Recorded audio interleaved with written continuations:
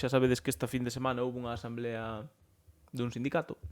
Entón, como a min ese sindicato me deu permiso, pois entón vou usar o seu vídeo e vou vos poñer así cortes, porque entendo que a xente que estivo na asamblea online, pois supoño que a vería inteira, pero seguramente que hai moita xente que non se enterou da asamblea online, porque xa me preguntaron varias persoas sobre ela despois de que pasase.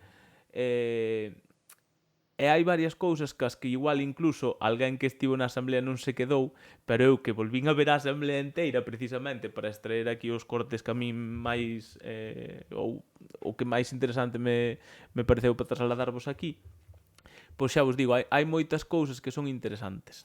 Entón, esas cousas que eu considero interesantes van nos dar para falar, o sea, o que vou facer vai ser poñer un fragmento, eu puxen un título para que saibades do que vai falar a continuación Suso, que é a persoa que vai falar, Suso Bermello, secretario nacional da CIGA, vale? Entón, ides ver de que vai falar, despois idelo escoitar a el falando, o que dixo na asamblea. Entón, de que nos vai dar a nós para falar aquí? Pois mirad, imos falar de onde sai o número de prazas este que se anunciou para o concurso de méritos e para o concurso de oposición. Como saber se debe sair unha praza ou non? Que pasará coas listas de sustitución? O calendario previsto dos procesos selectivos? Quen se pode presentar ao concurso de méritos? Quen vai sacar praza no concurso? Van a sacar os interinos dos primeiros postos da lista? Tamén nos vai dar para falar dun tema que estivestes, non sei se onte ou antonte, a fin de semana, estivestes aí no Discord, dalle que te pego co tema da fase de prácticas, porque a min ocorreuseme, eu escoitei na asamblea unha cousa, entón digo isto, teño que poñerlo no Discord. Entón puxen o de que van participar no seu primeiro CXT con puntuación as persoas que aproben o concurso de méritos. Entón, eu non vos vou adiantar nada, pero Suso explica perfectamente o motivo de por que participan no concurso de méritos no primeiro, o sea, no concurso de traslados, os que aproben o concurso de méritos, por que no seu primeiro CXT van participar con puntuación. Explico o Suso perfectamente e vou poñer a continuación. Despois, lóxicamente, no chat podedes poñer a vosa opinión e todo o que queirades, pero bueno, eu penso que como explicación a quen non vexa porque isto ten que ser así, eu penso que despois diso, polo menos entendelo, ainda que non se estea de acordo, coides entender. Tamén nos vai dar para falar que acontece se non te presentas ao concurso de méritos. Tamén nos vai dar para falar de que pasará se te vota, o sea, cando votas 3 anos nas listas, se te van votar, se non te van votar. Iso vai ser o que nos vai dar para falar o vídeo que vos vou poñer de Suso Bermello, vale? Xa sabedes que teño permiso da CIGA Ensino para poñer aquí o vídeo. Eu pedín permiso, vale? Pois imos co vídeo, vale? E xa vos digo, vai aparecer primeiro unha pantalla que fixen eu, perdoádeme señores da CIGA e señoras da CIGA, porque modifiquei un pouco o vídeo, só me destes permiso para poñer cachos, pero modifiquei un pouco porque puxen o tema do que vai falar a continuación a persoa que fala que é Suso Vermello, vale?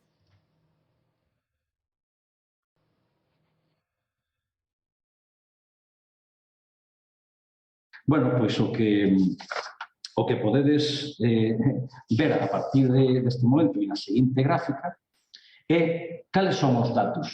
Estes datos, estas cifras que parten en todo momento.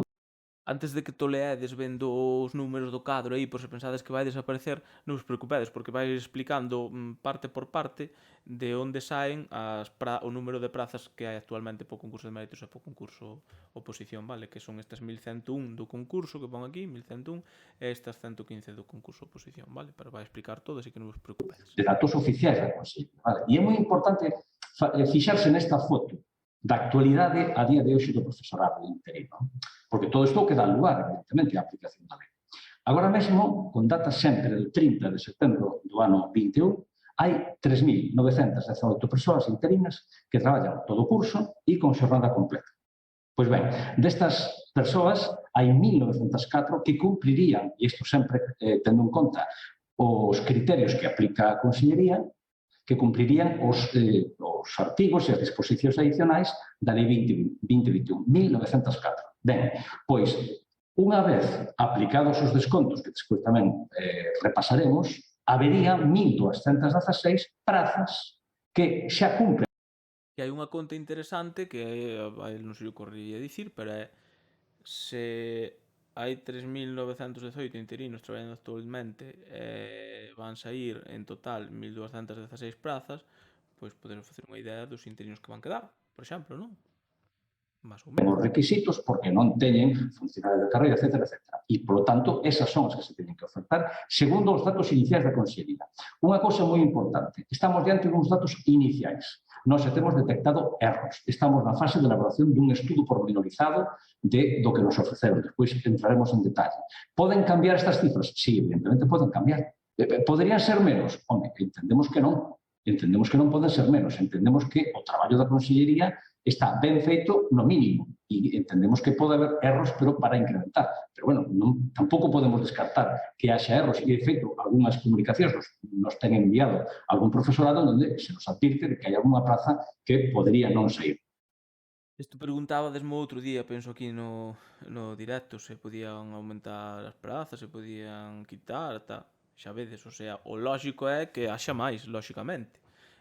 Digo vos que o lóxico é que haxa máis porque non vos imaginades a pila de mensaxes que chegaron ao formulario este que puxo o sindicato este que está facendo este traballo a disposición do profesorado. Chegaron moitísimas prazas, están aí os... A mí non me tocou desta vez, están os meus compis aí analizando se esas prazas realmente deben sair, non deben sair. Entón xa vistes, o lóxico é que haxa máis prazas. Son moi poucos exemplos, pero, bueno, algún temos rexistro. Aí vedes que desas 1.216 prazas, hai 1.101, como ben sabedes, que saen a concurso e 115 que saen a oposición. Pois ben, esa resta de 1.904 a 1.206, esas 688 prazas que a Consellería restas por varios motivos. Non? Das prazas que van ao concurso, das 1.101, o que fan é restar 651.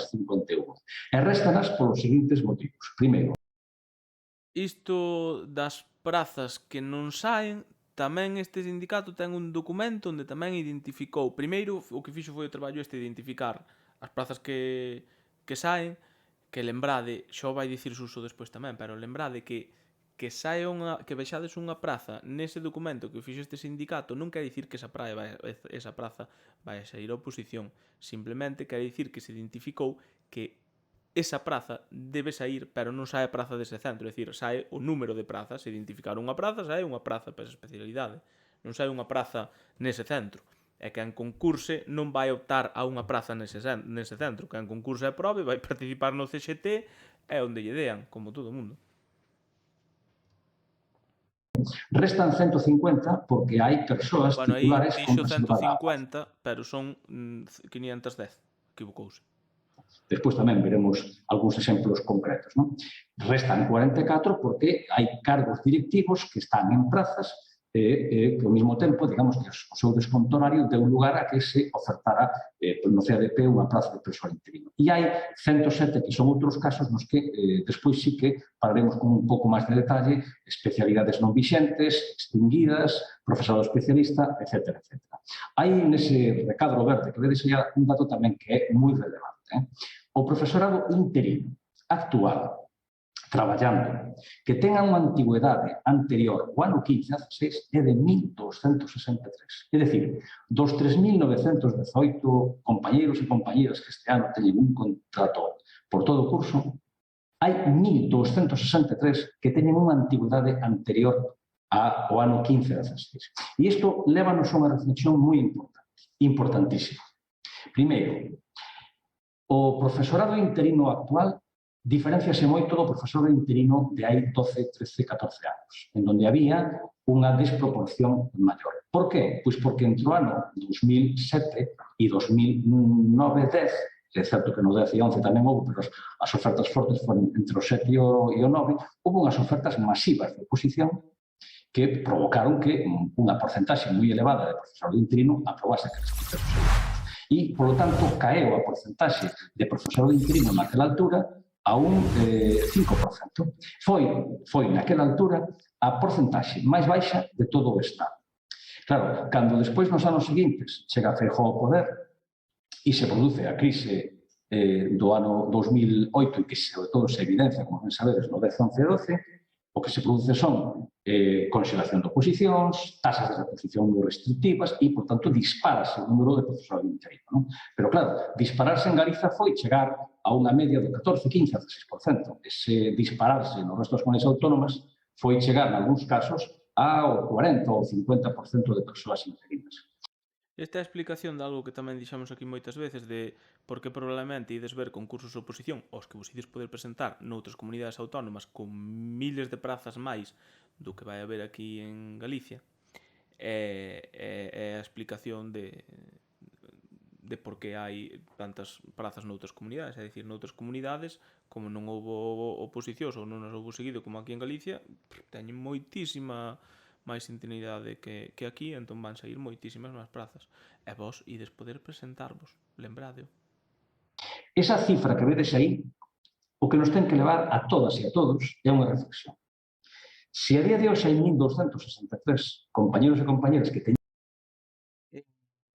Con quinote de Discord. Quinote, soasme. Reiapo. Estes concursos serán nos mesmos prazos. Da igual. Que máis dá que sexa no mesmo prazo que en distinto. Vas poder concursar porque vai ser un concurso de méritos, é dicir, presentar os méritos. Seguramente non teñas nin que ir presencialmente, seguramente sexa todo a través da rede. Por si priorizamos unha ou outra comunidade. Eu presentaríame en todas. Sinceramente, en todas que sea a miña especialidade, aí vou. Bueno, eu tiño jodido porque son de galego, ¿no? Pero se fose de que sei, de inglés, de matemáticas, de castelán, do que sexa. Menos no País Vasco, que non tería o equivalente ao Celga 4 que piden ali, nin en Cataluña, que tampouco tería o equivalente ao Celga 4 que piden de catalán. Pois eu penso que iría a todas as que poidase. esa antigüedade. Hai unha cuestión bastante clara. Quen pense. Aquí xa di unha cousa que despois aínda penso que vos teño outro fragmento na que insiste máis. Acaba de dicir, porque cortei eu, pero acaba de dicir quen pense, voulle dar un pouco para atrás. A partir de cando di quen pense. Hai unha cuestión bastante clara. Quen pense, e sobre todo, quen lle vendeu a moitas persoas que os interinos e as interinas con maior antigüedade teñen garantida unha praza, mentiras. Así de claro. Hai no baremo.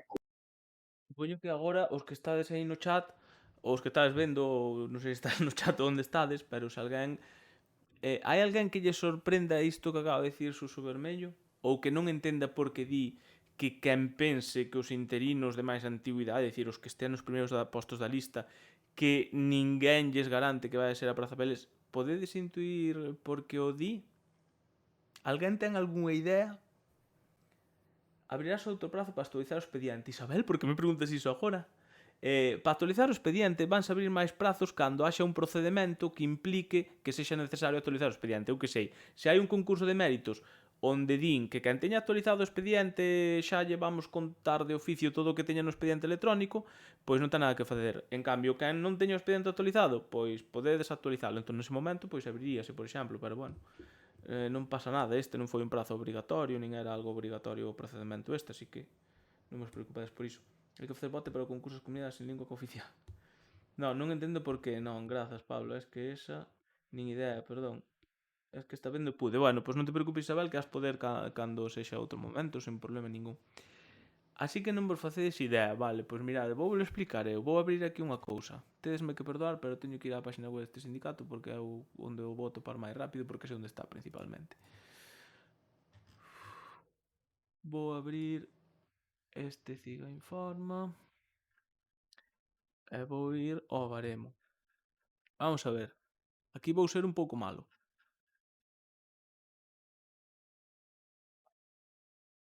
Isto que vedes no medio, o do medio, vale? Isto de aquí é o baremo do concurso de méritos, vale? Entón, eu leo, non é que vai a ser malo, simplemente vou reproducir cousas que vexo por aí nas redes sociais. Porque como comprenderedes, algo nas redes sociais ando, sobre todo por traballo que me toca compartir nos grupos case todo. Pero ás veces cando compartes, pois les cousas, no? E no Discord tamén, lóxicamente, vexo moitas cousas e leo.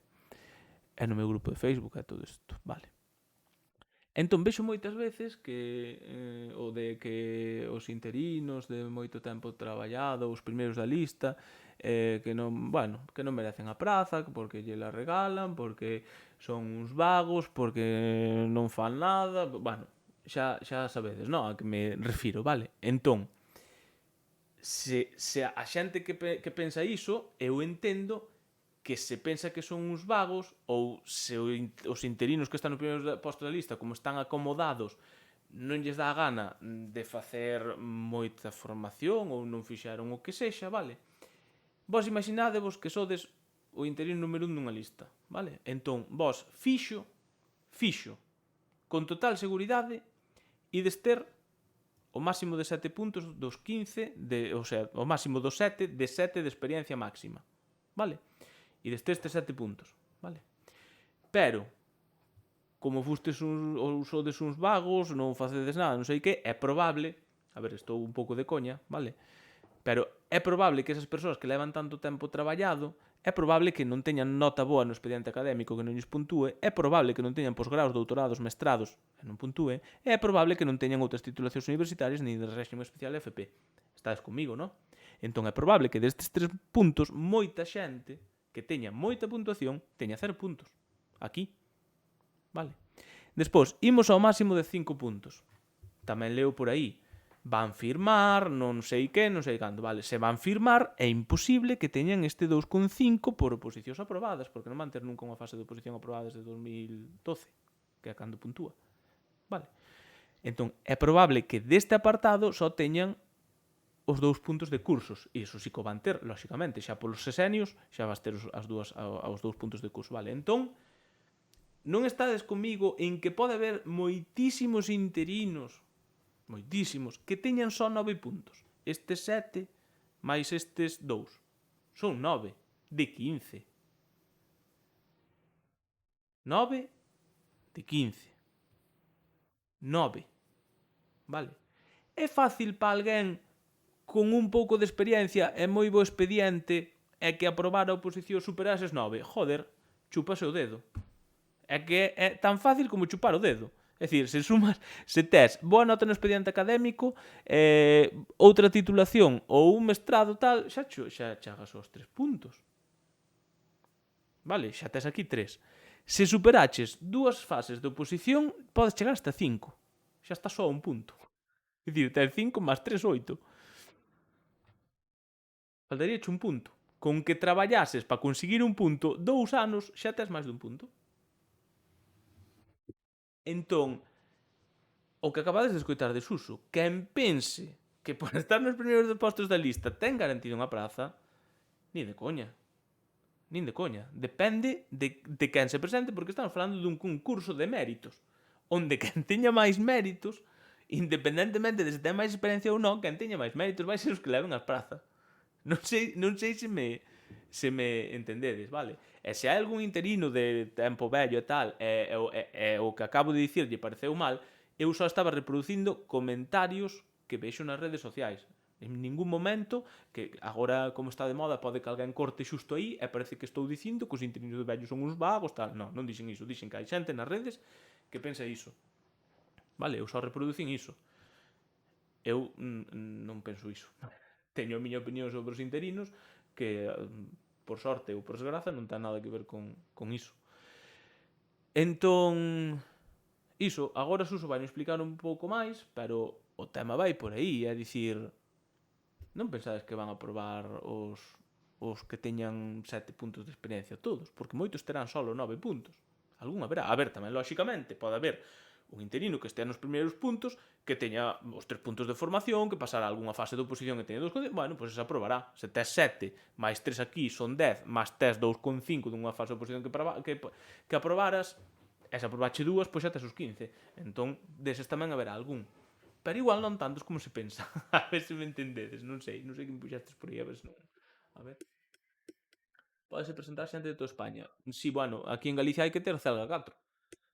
Reproduce odio el que sigan pensando que los interinos son unos vagos. Yo soy sustituto e non penso eso. Sí, non, a ver, iso, quen di iso é xeralizando.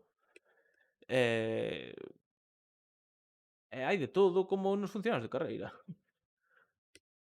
E alguén que me dá razón, o de 2,5, o de 2,5, dúas partes, tal. É a fase de oposición, é dicir, tema, unidade, o sea, práctica, tema, programación e unidade. A fase de oposición inteira. Vai haber xente que teña ese 2,5, Aprobarse en praza. En resumo, sí.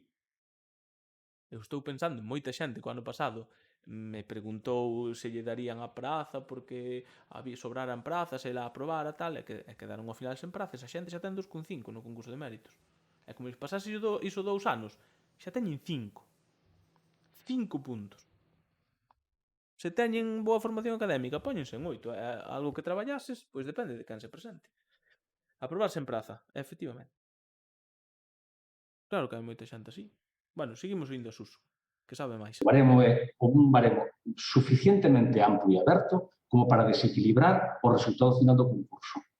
Vale, aquí el dio así de xeito máis xeral, lóxicamente, non ten tanto, non tá aquí de pachorro na casa falando nun Twitch e non tiña tanto tempo, entón dio que acabades de escoitar, pero de xeito xeral, se o poñedes na práctica é o que vos acabo de explicar eu, iso que di así xeral, de que é un baremo bastante amplo para que pasen 1000 cousas.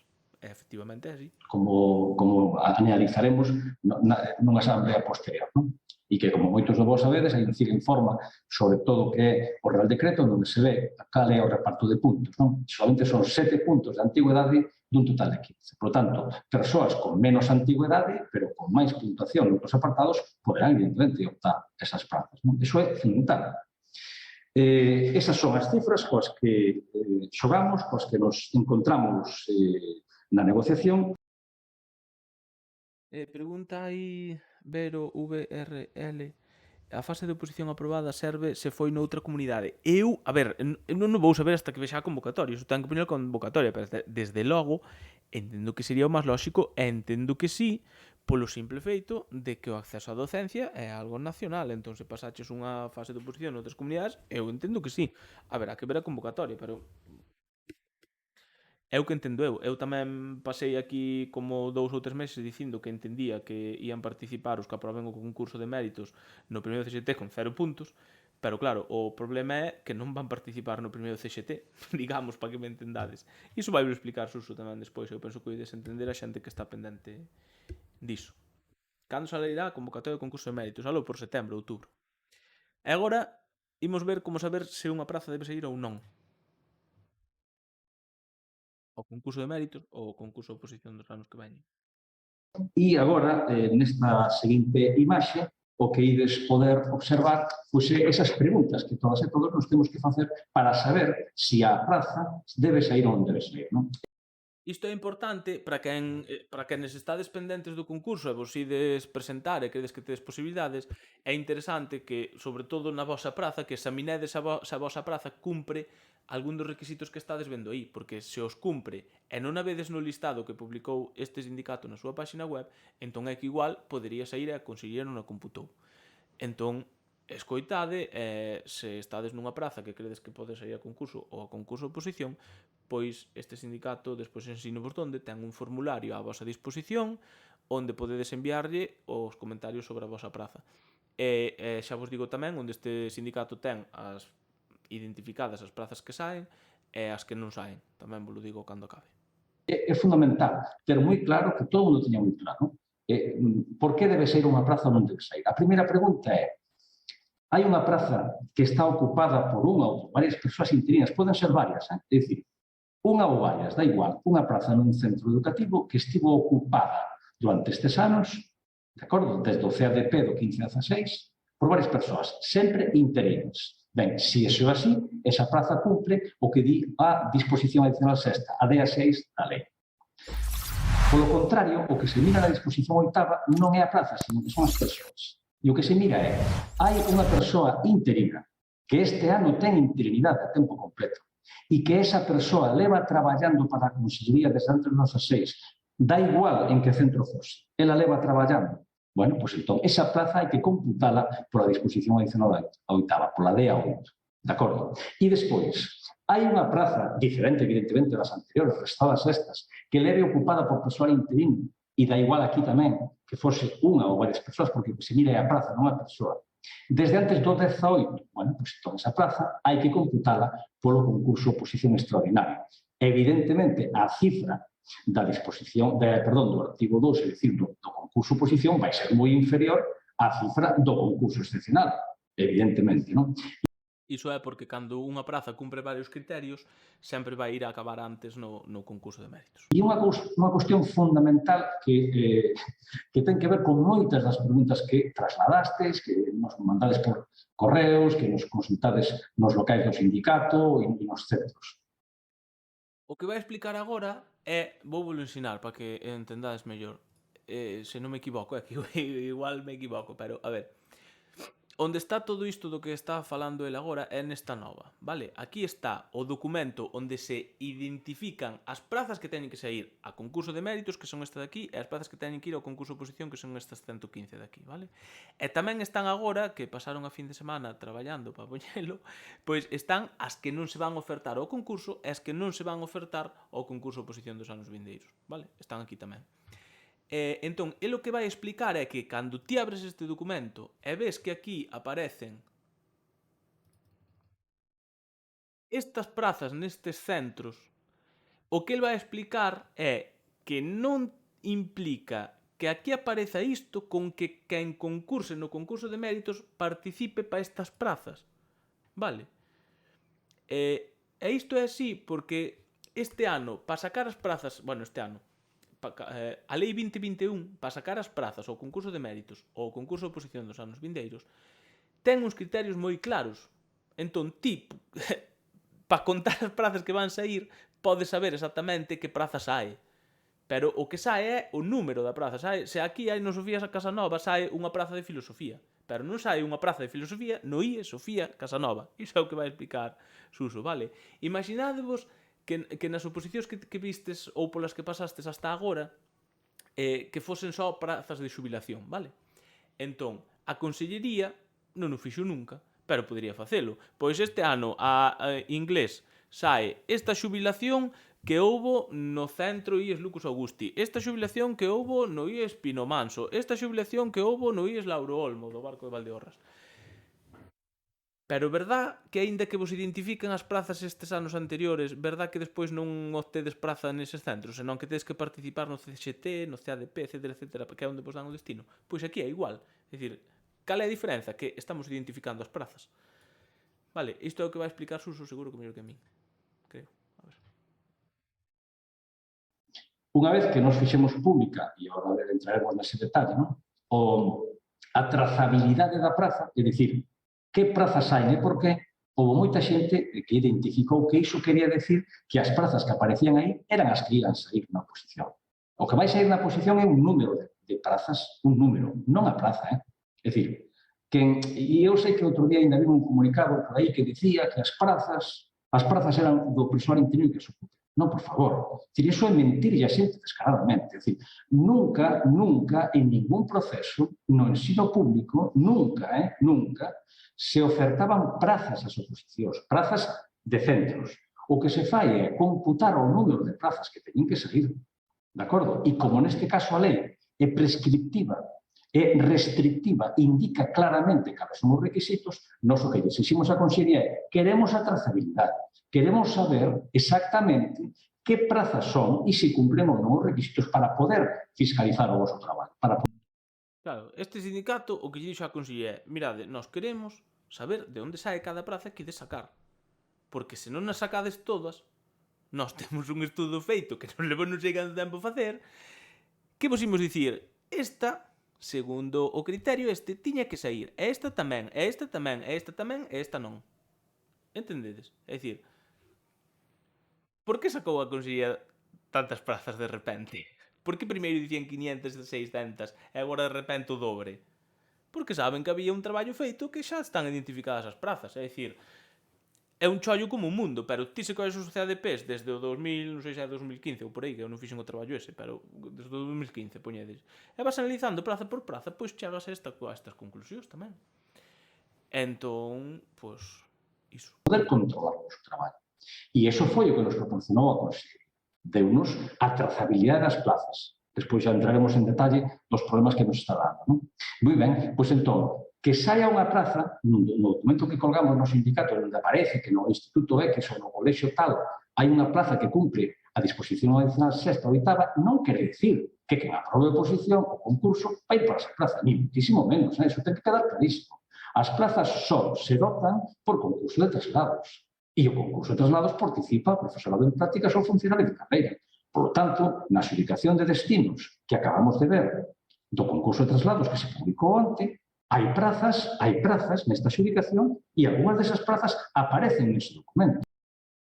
Ti de xente me escribeu a min para dicirme: Pablo, como pode sair esta praza no meu centro se xa van a xudicala no CXT que xa lle deron a alguén na provisional? Entón, é que non é que esteas sacando a túa praza, simplemente que a praza na que estás tú agora pois cumpre os requisitos, entón ten que sair a oposición, pero non é que saia a túa praza nese centro. A isto é o que hai que entender, é dicir, que as prazas que vedes aí non son as prazas que vai haber neses centros, é o número de prazas que vai haber, nada máis. Quere dicir que se van a borrar? Non, simplemente que a Consellería o que fai é un cómputo, e fai un cómputo e unha foto fixa no momento. É dicir, no momento que a Consellería fai o seu estudo, que é a data 30 de setembro do ano 2021, esas son as plazas que cumplen o requisito. E esas son as plazas que van sair, con independencia do que pasen nos concursos de traslados. É unha cuestión fundamental. E aí, Sandra, se aprobas en praza este ano, tamén vale como mérito. Eu entendo que sí. Por que non?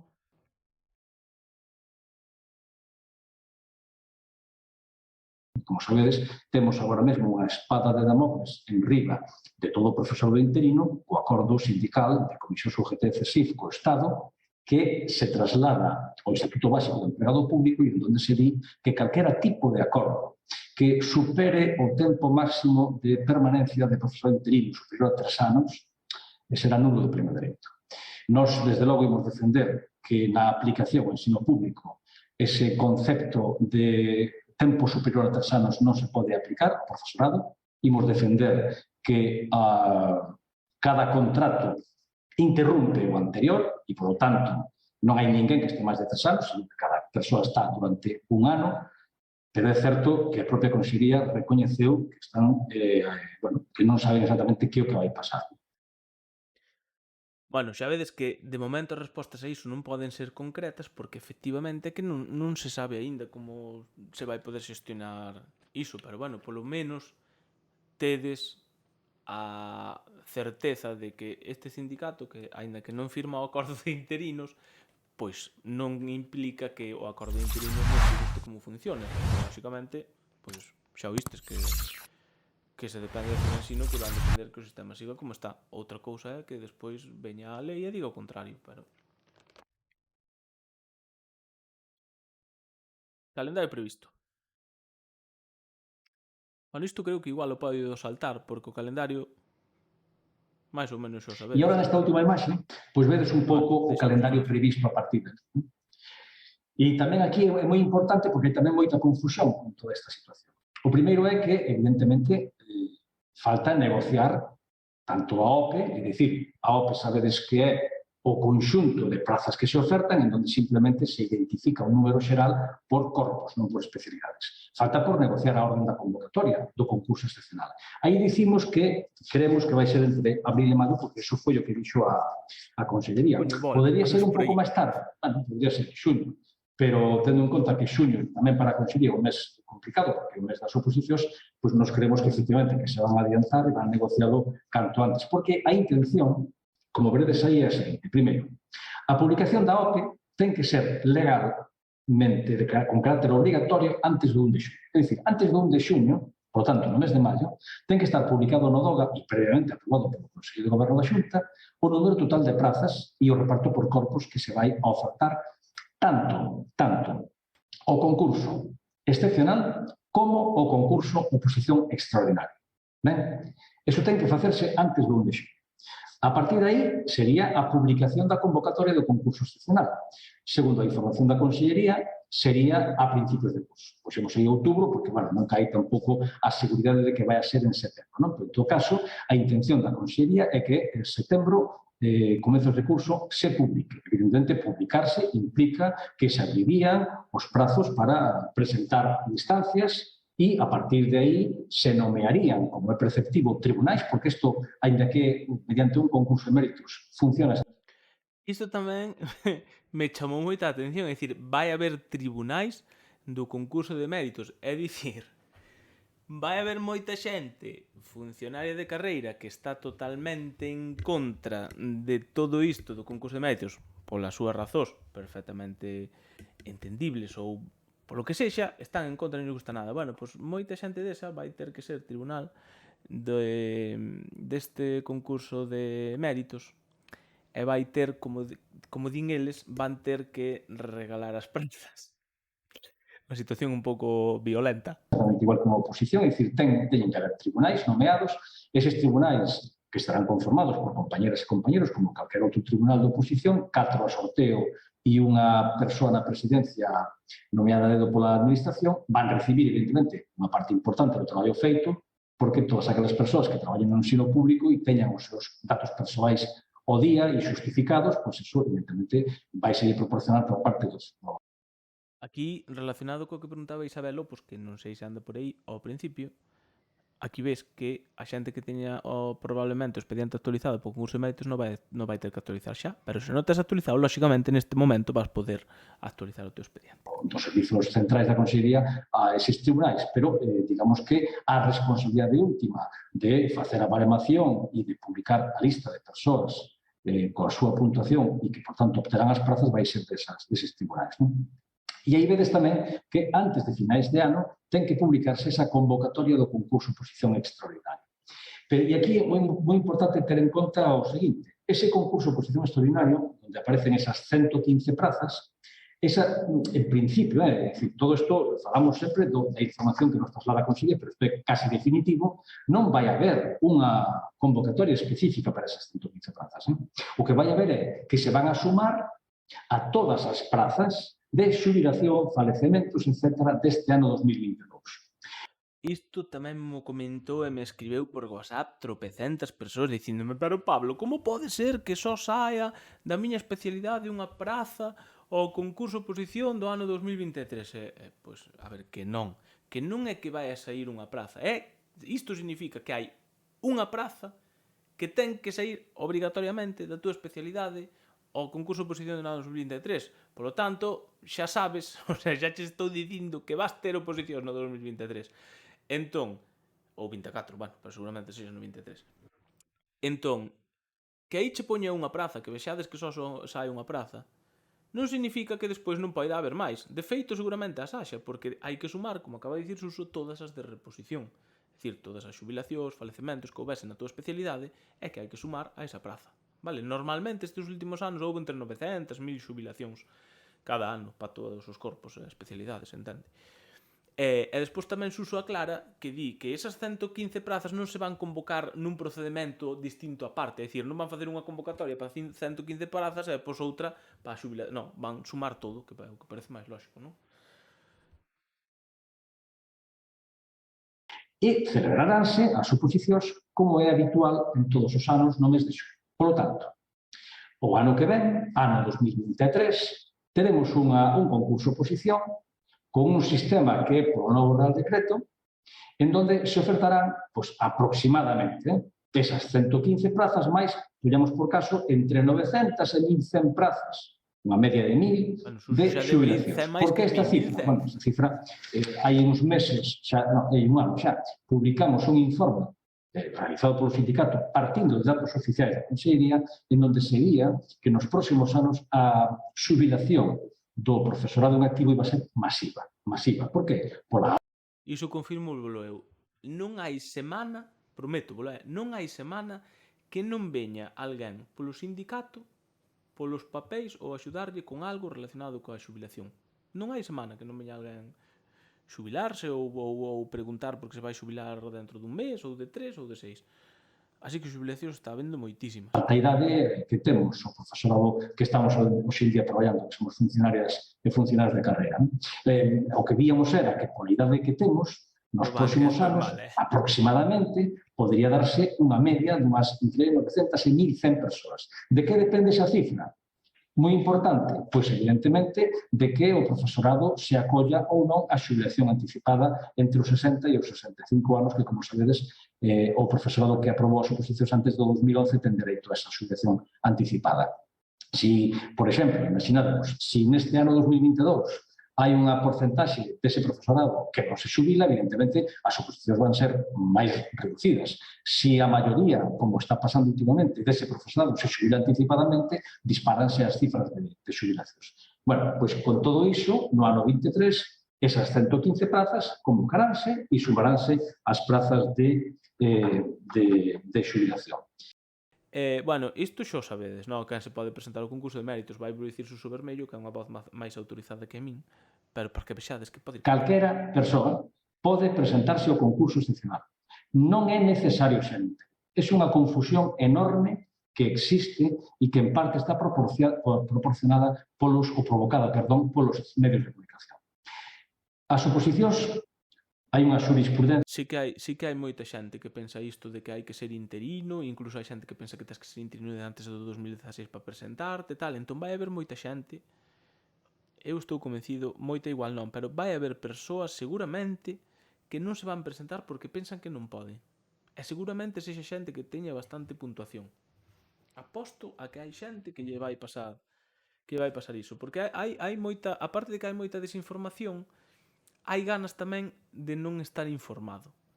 Porque eu vexo cando vou aos centros, é dicir, eu, por sorte, normalmente sempre teño xente nas asambleas, sempre teño con quen falar, ou alguén que me coñece, ou tal, bueno. Pero tiña que haber moita máis xente, sobre todo nun momento como agora, desto de cambios de oposicións, tal, a xente debería estar informada. Entón, se non te informas indo a un sindicato ou indo a reunións que fan, onde te informas? Nas redes sociais? Que é onde precisamente se len cousas como que tens que ter unha antigüidade de non sei que para presentarte ao concurso médico, que é totalmente falso. Entón eu estou convencido que vai haber xente que vai non ir pensando que non pode. Seguro e sobre todo pensando que non chegan os puntos. Ves, eu penso que desa vai haber menos. Xente que non se presente porque pensa que non lle chegan os puntos, eu penso que non. Eu penso que se ti sabes que hai concurso e aínda que teñas un pouco... Baste presentar. Baste presentar porque nunca sabes o que vai facer o resto de xente. Eu polo menos presentaríame. Ainda que tivera de experiencia 3 puntos. Eu presentaríame. Nunca sabes quen se pode presentar. Quen non. Quen non se entera. O lóxico é que con pouca puntuación, pois, se só tes iso, pouca puntuación, non tes nada máis de baremo, pois non vas sacar praza, pero quen sabe, eu que sei. Non, na OPE de 2023 non son eliminatorias, só hai tema e unidade. Por certo, Suso na asamblea, aquí penso que non puxen o corte, pero na asamblea dixo que se prevía algún cambio no da parte práctica. Non sei se refería ao da unidade ou tal, non sei, non entendín ben. Pero algún cambio debe haber, non sei. Podes vir aos centros de Melide? Home, Melide quedame cerca. O que pasa é que Melide, como penso que é de Coruña, non? Pois irán os meus compañeros de Coruña. Pero un día vou por Melide. En TikTok? En TikTok o qué? Que dis? Eu tive unha visita ao día na hora que tiña turno de garda no recreo. Bueno, se iso tamén pasa. Pero bueno, podes coller ti e ir por un sindicato a preguntar polo que ti queiras. Allá vamos, pagar as tasas a todas as comunidades. Espera que saia o concurso, non pagues aí. Que a sentada do Tribunal Constitucional non poden ser restritivas. Por lo tanto, calquera persoa pode presentarse a unhas oposicións ou un concurso, calquera. Por lo tanto, non tedes que pensar nin as persoas que sodes interinas, de vello, de novo, nin as persoas que nunca foron interinas, si estas oposicións son restringidas. Non son. Calquera se pode presentar. E aí vai haber un baremo. E ese baremo é o que lle vai dar ou non lle vai dar unha praza a unha persoa que se presente. Que únicos requisitos van existir para que esas prazas, para que a xente se pode presentar? Os habituais en calquera proceso. A titulación. A titulación que exixa a normativa vixente e, neste caso, importantísimo, o requisito, o perfil lingüístico de galego. E a Consellería podía ter optado E hai algunhas comunidades que están facendo por facer un exame para o tipo para a proba de galego. Nós entendíamos que non, e seguimos entendendo que non, pero a Consello da Mesa Sectorial dixo que, que les entendían que esa era unha alternativa, pero que non o iban facer. Que o que iban facer era poñer un perfil lingüístico como requisito e, por tanto, que todo o mundo que se presente vai ter que ter o perfil que a día de hoxe está estipulado que é o CELGA 4. Eses son os requisitos que haberá que ter para presentarse as oposicións, non ter traballado un pouco, moito ou nada. Ten garantida a praza por concurso alguén que teña un máximo de 7 puntos por experiencia, xa adiantamos algo antes, pero agora vai vos explicar ainda mellor. Unha persoa pode levar toda a vida traballando interina, que coitas son 7 puntos. Si, 7 puntos, si todos os anos traballou na mesma especialidade. En función de como poñan a puntuación da formación, porque todo profesor interino, como moitas persoas que non o son e se presentan ás oposicións, teñen formación porque dan puntos, Suman 9. Podría sumar 8 ou 9 puntos. Se esa persoa non ten méritos académicos, se non os ten a súa titulación porque accede, pero non ten un doutoramento, non ten un mestrado. Xa vos dixen antes, non é tan difícil non telos, porque se non tes boa nota do expediente, non tes máis titulacións ou másters ou posgraus, é que non vas ter nada. Non ten un ciclo de FP, non ten un nivel C1 ou C2 ou B2, o que sexa na escola de idiomas, se non ten outra titulación académica, os puntos que vai ter, e se non aprobou ningunha fase de oposición do ano 2012 ata aquí, os puntos que van ter son 7 e 2, en principio parece que son ser 2, 9 puntos de 15. De acordo? Naquela foto, se volvemos atrás, na que vos explicábamos o total de interinos con antigüedade elevada que hai a día de hoxe, veredes que, evidentemente, quen diga que os que van a aprobar os procesos son os interinos e interinas máis antigas, pois está mentindo. Eso non é así. Non é así. Porque os procesos son competitivos, son de concorrencia competitiva. E, por tanto, pode darse o caso de que persoas con menos interinidade acaden a praza. Eso é moi importante telo en conta. Esta cal é? Esta tamén é importante. Que pasa se non te presentas? És interino, claro. Bueno, vamos a ver. Primeiro, si quen pregunta, que non o sei, pero entendo, si quen pregunta unha persoa interina, hai que ter en conta unha cousa. Primeiro, se tal e como está nos criterios da Consellería, e a nos parece que esta parte correcta, se unha persoa que interina decide non presentarse ás oposicións, por motivo que sexa, non vai decaer das listas. E iso é importante saber. Agora ben, ten que ter en conta o seguinte. Aínda que non decaia das listas, eu, desde logo, nunca lle garantiría a ninguén que ao ano seguinte vai ter traballo como interina. Non teño ni idea. Imaginadvos, por exemplo, unha persoa, por os motivos que se xeramos, poño un exemplo, a persoa que lle quedan poucos anos para xubilarse, é a primeira de lista de interinos, leva toda a vida traballando moi cerquilla da súa casa e considera, polas súas contas, que non vai mudar moito a súa situación e entón, bueno... Isto tamén suma ao de que igual non aproban todos os que máis puntuación teñen. Isto tamén hai que sumalo, porque hai moitos que igual din para que me vou presentar, se me queda un ano para xubilarme... Os que sexa, non entremos, decide non presentarse ás oposicións, non? Ben, pois, se as súas contas saísen ben e seguir sendo interina, é dicir, se non se anula o acordo de interinos, se o efecto das oposicións non provoca que quede sin traballo, vale? Pois sí, seguirá sendo interina. Ahora ben, se non te presentas a este concurso excepcional e quedas sen posto de traballo, non terás dereito á compensación económica que aparece recollida na lei. E esa compensación económica vai dar moitos problemas, moitos, está claro, é unha compensación económica de 20 días por ano traballado. E estou absolutamente convencido, estamos na CIGA convencidísimos, de que a Consellería aquí sí que vai aplicar o carácter ininterrumpido. É dicir, que o que vai facer seguramente para evitar unha indemnización máis costosa é computar exclusivamente o último ano e, por tanto, dar unha indemnización de 20 días.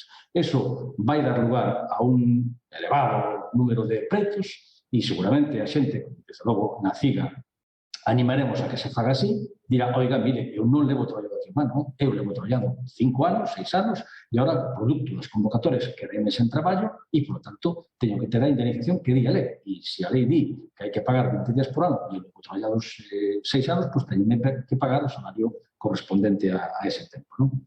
Eso é importante telo en conta, de acordo? Bueno, o que penso que agora, non sei se agora ou na seguinte pregunta, pero eu penso que o explica super claro. A ver se Ruiz señorita está de acordo comigo ou non. Non digo que esteas de acordo no que di, pero na explicación. A ver se entende a explicación. A persoa que aprobe o concurso excepcional está exenta da fase de prácticas. Por qué? Por algo moi básico. A fase de prácticas ten carácter eliminatorio. É dicir, se eu aprobei as oposicións deste último verano e estou facendo a miña fase de prácticas e non me aproban a fase de prácticas, vale? Por que sexa, non me aproban a fase de prácticas, eu non aprobei as oposicións. Eu non adquiro a condición de funcionario de carreira. Por lo tanto, a fase de prácticas é tan eliminatoria como a defensa da programación ou o examen práctico. Exactamente igual. É unha fase máis do proceso selectivo. E como este é un concurso en donde o único que se valoran son méritos, non pode haber probas eliminatorias. E por iso, e iso quedou claro na reunión co Ministerio, non vai haber fase de prácticas. Por tanto, De momento estamos neste punto, vale, Ruiz, señorita? Estamos na fase de que explica por que non teñen fase de práctica, o sea, por que non hai fase de práctica. Non pode haber, porque a fase de práctica é eliminatoria, efectivamente. as persoas E aquí non pode haber nada eliminatorio en concurso mérito. que aproben este proceso selectivo, o día que saian publicadas no BOE como funcionarias, serán funcionarias de carreira. Cando vai ser isto? Esta é a outra explicación, é dicir, cando os que aproben o concurso, como non teñen fase de prácticas, cando se publiquen no BOE, igual que se publican os funcionarios en prácticas deste ano no BOE, ti desde que te publican no BOE és funcionario de carreira. Entón, as persoas que aproben o concurso de méritos van ser directamente funcionarios de carreira cando aproben no BOE. Nunca van ser funcionarios en prácticas. Porque non poden selo, porque non hai fase de prácticas. Non é que estén exentas, é que non hai fase de prácticas. Entón, unha das túas preocupacións, creo recordar eu, polo que falaba contigo o fin de semana ou onte, ou xa non me acordo cando, Ruiz, señorita, creo que era que ti participabas no 2023 con puntos, supoño. Entón tiñas medo que che pasaran por riba no 2020, o sea, no 2023 non, neste ano, no concurso de traslados 2022-23 que se vai participar en outubro, novembro deste ano, tiñas medo que aí os que aproben che pasaran. Pero que aí é imposible. É dicir, no CXT 22-23 que vai haber este ano, é dicir, o prazo vai ser en outubro ou novembro, ti aí vas participar, e seguramente con puntuación. E nese é imposible que participen os que aproben o concurso polo simple feito de que o prazo do concurso vai ser en setembro ou outubro. Non se vai resolver ata sabe Deus cando. Fíxate que tardaron con cátedras, que era o mesmo estilo, un concurso. Tardaron a hostia. Entón, imagínate que eses do concurso saen no BOE, pois ten que ser no 2023, imagínate en febreiro de 2023, xa estou falando moi rápido, porque serían un par de meses, de setembro a outubro a febreiro. Pois se saen no 2023, eles non van poder participar no CXT ata o seguinte. É dicir, sería o CXT 23-24. Pero é que tampouco ten por que ser nese. Porque igual, se o concurso de mérito se dilata moito no tempo, imagínate que tarda un ano e pico como tardou cátedras. Pois se tarda un ano e pico e sae en decembro do ano seguinte, que sería o 23, se sae en decembro do 23, eles non poden participar no concurso de traslados hasta o ano seguinte. Entendes?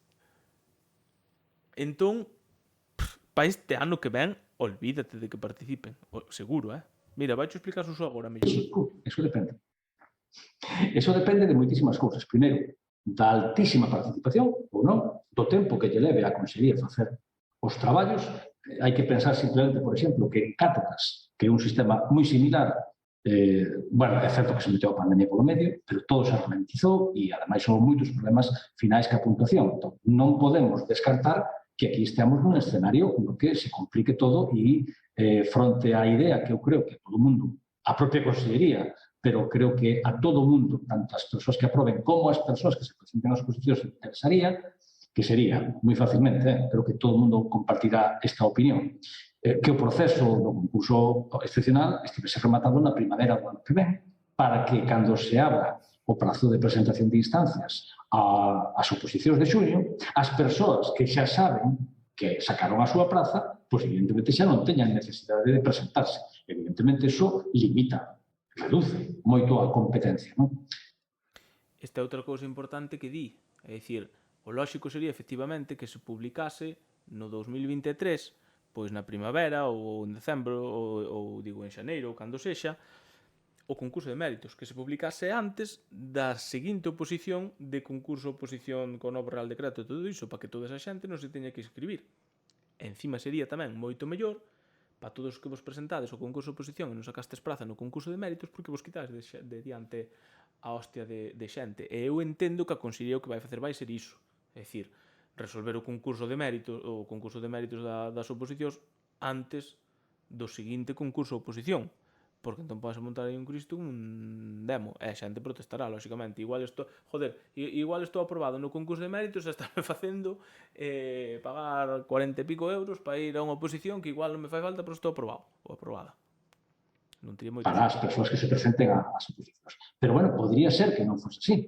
Podría ser que, bueno, pola rentalización, polo que fose, pois que nos vísemos meses e meses despois. Cal é o prazo tope para que as administracións nomeen a xente como funcionarios de carreira?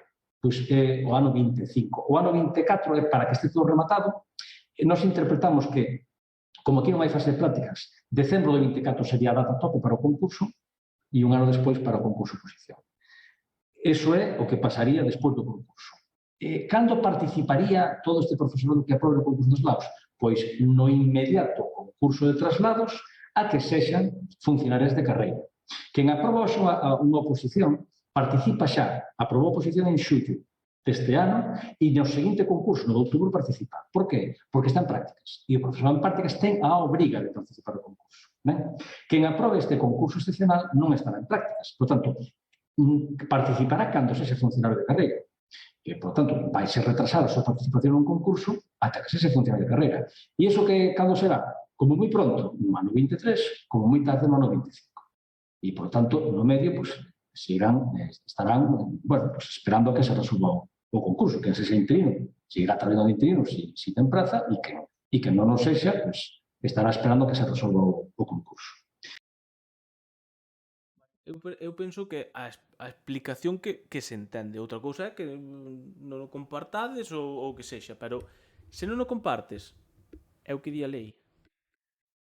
O que preguntades moito, van reclamar os sindicatos que é unha lei asinada por X sindicatos, que non vou dicir porque xa me cansei de dicirlo. Que se pode facer contra unha lei? Ningún sindicato, nin ninguén, é dicir, é unha lei. Non hai máis. Imos acabar con Suso. O sea, non imos acabar con el, imos acabar do hilo. Cando pases 3 anos van botar das listas.